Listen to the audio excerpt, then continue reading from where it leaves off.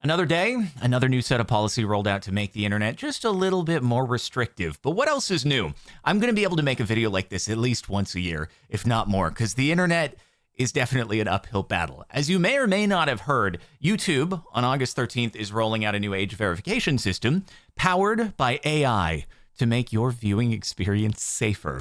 But before we get into that, I want to go into some background of some policies rolled out in different countries recently that have probably forced YouTube's hand at doing this system. A good few of you watching this are probably from the UK, so you might have some firsthand experience here. Some of you may have even had to submit some ID age verification already.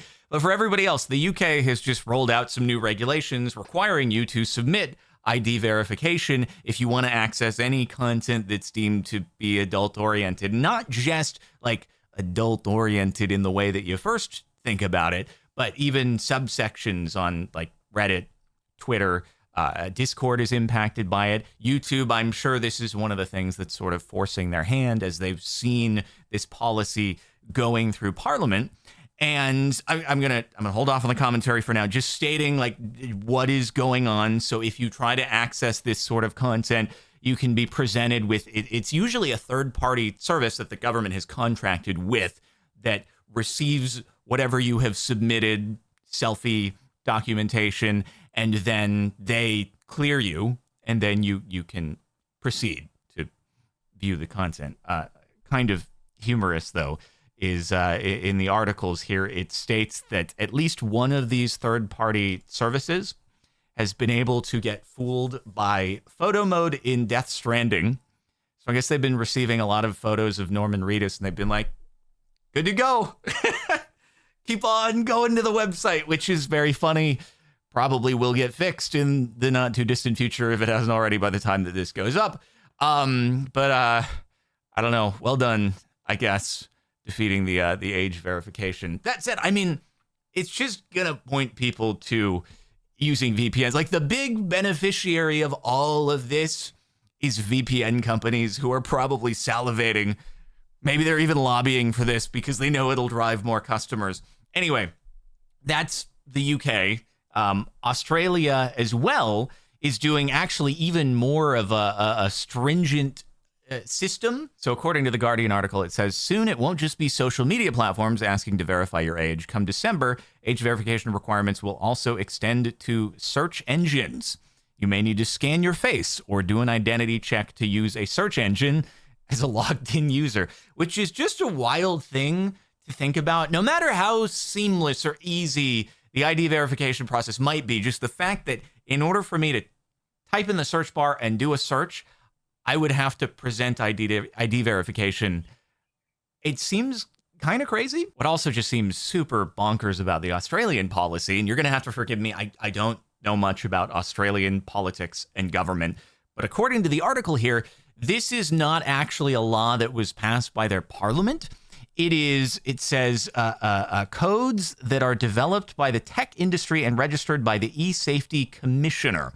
And there is a quote from a senator from Australia saying that this is staggering and these proposals don't have to go through an elected parliament and we can't vote them down, no matter how significant the concerns are. That seems like a problem. So, I'm like confused why tech industry would want to do something like this, because it makes their business more difficult to operate. But the fact that Parliament can't do anything about it, okay, maybe something should be done. If generally everybody is opposed to this, then it would seem like there should be a process to be able to not have it happen. But again, this could be based on a completely uninformed understanding of how Australian government works. But I don't think most people like the idea of having to age verify if they're going to do a Google search. Maybe I'm wrong. In any case, not to be outdone, I got to take a look at home too, where actually last year, the U.S. Senate passed some legislation known as COPPA 2.0, which was essentially some updating of the existing COPPA rules, adding some regulation for ages 13 to 17 with some age verification, not as stringent as submitting an ID like in the UK or Australia, but new things that websites would have to implement to be compliant. This didn't actually end up passing through the House, but I do know that the two senators who introduced it, they have resubmitted this. So there is a chance in coming months, years, that we may see it go through. I'm sure there are going to be some adjustments, but I don't think that we have seen the last of COPPA 2.0. And just as a brief refresher on COPPA 1.0, it's been around for a very long time. However, back in 2019, there was a whole huge thing, I believe I covered it back then too, about YouTube adding in a new box that you check when you upload a video, selecting whether or not it was made for kids. And there was a lot of concern at the time over whether or not YouTube would also potentially just automatically designate that some channels were made for kids, whether or not that was actually true. That didn't end up materializing into quite as much of an issue for most people as expected. However, we have already seen some implications of COPPA, despite the fact that it has predated YouTube, but we'll see where this goes in the US. Okay, so that's a bit of background, and I will get into some commentary, but first let's take a look at what YouTube is doing starting on August 13th. We will use AI to interpret a variety of signals that help us determine whether a user is over or under 18. These signals include types of videos the user is searching for, the categories of videos they have watched, or the longevity of the account. When the system identifies a teen user, what they assume to be a teen user, to be clear, will automatically apply our age-appropriate experiences and protections, including disabling personalized advertising, turning on digital well-being tools, and adding safeguards to recommendations, including limiting repetitive views of some kinds of content. Now, they do go on to say that if it's an incorrect assumption of whether an account is, under the age of 18, you can verify that you are over the age of 18 by submitting a credit card or government's ID, I guess sort of the same type of thing as the UK policy, although I don't know if the UK policy allows credit card verification. And then you should be free and clear. Okay, so there you have it. Now let's get into the implications. So I want to start off by saying I don't think many people would disagree that there is content on the internet that you probably wouldn't want kids to be able to watch.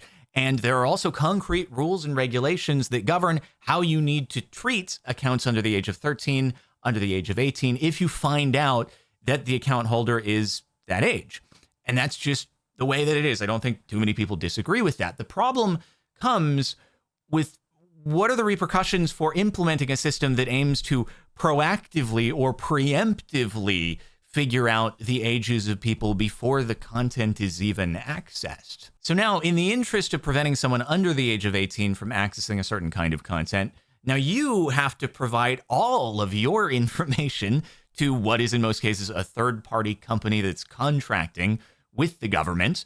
And there are certainly opportunities for data breaches with something like that. Just obviously the not really wanting to give your information depending upon the type of content that is being accessed, just sending you the way of using a VPN instead. But especially with the data breach side of things, I certainly envision at least one instance in the future where one of these companies does have a breach and it reveals the names of people who are anti certain kinds of content on the internet actually being the ones to access that kind of content. But hey, we love hypocrisy here. I'm sure they were just doing market research for the safety of the kids, right? Beyond the privacy concerns, there are also people who simply don't have a credit card or ID to be able to submit. And I'm sure that this increases in frequency the closer someone is to having just turned 18. But what do you do in that case? I guess you just have to hope that you can borrow from somebody else. But I don't know if that then assigns, ownership of the account to that person, or if there are any ramifications there that I'm not aware of. Obviously, it's a brand new thing, so I just don't know. But back on the YouTube side of things, because that's what I'm most involved in, and probably the platform you're watching this on, I don't think too many people are ripping my videos to other sites. Anyway, my biggest concern is how often is the AI going to get the age determination wrong? And I hope this ends up being a real nothing in the long term. Kind of like back in 2019 with the Made for Kids designation from COPPA. A lot of people, myself included, thought that it could be really, really debilitating to gaming channels, and it ended up being okay. So I hope it's the same, but superstitiously, I also think as soon as you disregard something as it's not going to be a big deal, that's when it bites you. So it's always good to be wary. So the concern is, for one, I mean, AI gets even basic things wrong all the time. And boy, do I have a real good anecdotal example of this. Oh boy, I'll get into it in a moment. But also anecdotally, I guess, thinking about my viewing habits, let's say between the ages of 16 and 20, so bordering 2 years on either side of 18. I actually don't know that my viewing habits changed that significantly over that period of time. And viewership happens on a gradient. You can have people in their mid-20s who are enjoying the same type of content as people in their mid-teens. You could have it go even wider than that. Obviously, there are things that are made for family. You could have people enjoying SpongeBob in their 40s or 50s, but also people enjoying SpongeBob who are under the age of 10. So I'm sure there are a lot of scenarios where you could have a person who is well older than 18 who has similar viewing habits to someone who's under the age of 18. And does it go in the lenient direction with making the determination, or does it go in the more strict direction? Does it assume that the younger person is older, or does it assume that the older person is younger? And we'll only find that out over time as this policy is rolled out. But obviously, as someone who does a lot of gaming content, let's say Minecraft specifically, does YouTube internally categorize for their AI that Minecraft as a whole is something that leans to under the age of 18, regardless of what age you might be when watching it?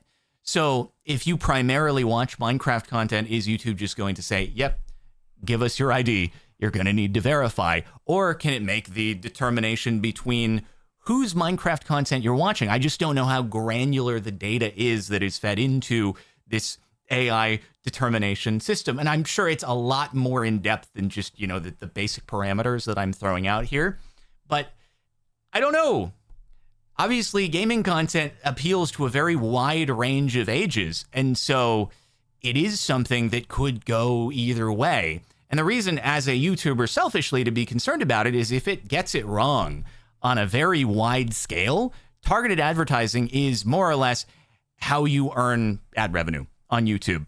Once you get rid of targeted advertisements, the value of those ads drop dramatically, and it will absolutely crush the ad revenue that the channel is making. So if it gets it wrong on a wide swath, and those people do not proceed to do the age verification because it's like, I can still access most of the content I want, I don't want to deal with that, well, channels will be hurt. And maybe that is, the more minor of the concern for the general populace here. But obviously, as someone who makes YouTube videos, it's a big concern for me personally. There are also, I'm sure, many, many instances of parents sharing accounts with especially really young kids. And I'm curious, is the AI system going to have that sort of account classification where it realizes, yeah, this is probably a parental shared account? Or is it just going to say, oh, that's some kid content you're watching there, hand over an ID? I don't know. I guess we'll see. It seems like that would be kind of an easy thing to determine, but who knows? But the crux of the issue for me is I just fundamentally don't trust the AI to make the correct determinations. And I almost hate using the term AI because in that sense, YouTube has been using AI ever since they first started recommending videos to watch. It's just the buzzword, I guess, but it's the algorithm just being used for a different purpose. As to why I don't trust it, outside of all the examples that you see of people asking questions to AIs, ChatGPT, what have you, and it just making up answers or giving completely incorrect information, I have a nice little anecdote to share just from last month.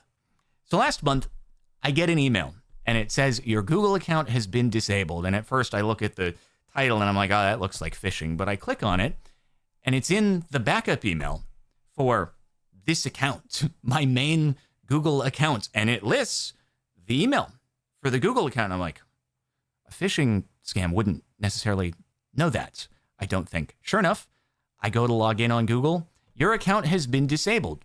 It continued in the email, your account has been disabled because you have entered a birthday that would suggest you are not old enough to have a Google account. So my first instinct is someone got into my Google account and they changed the birthday in order to immediately disable the account after they had access to it. Like, that seems super bizarre.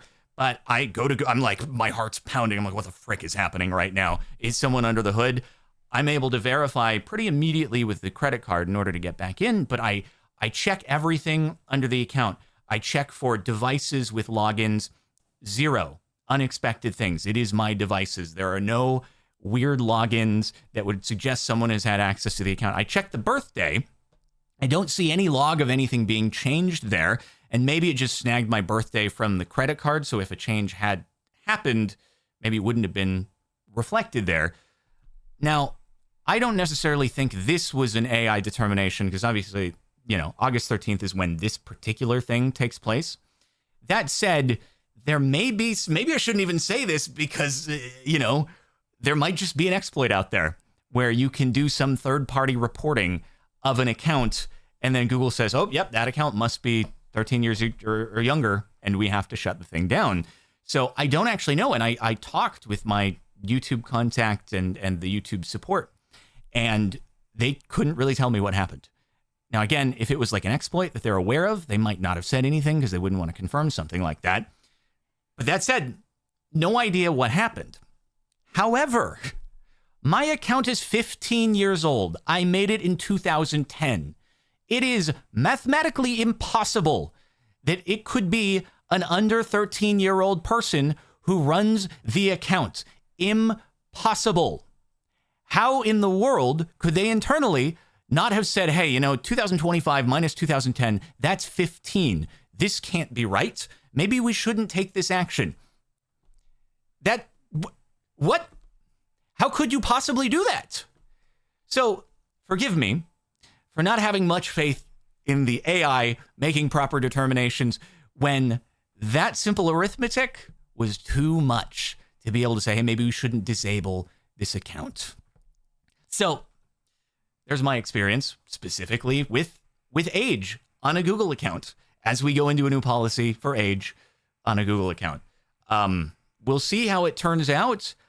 Again, I hope that it's a nothing burger at the end of the day. And in the interim, there's plenty of other more restrictive stuff happening all over the world in different countries with respect to accessing different sites on the internet. And it seems to only get worse over time.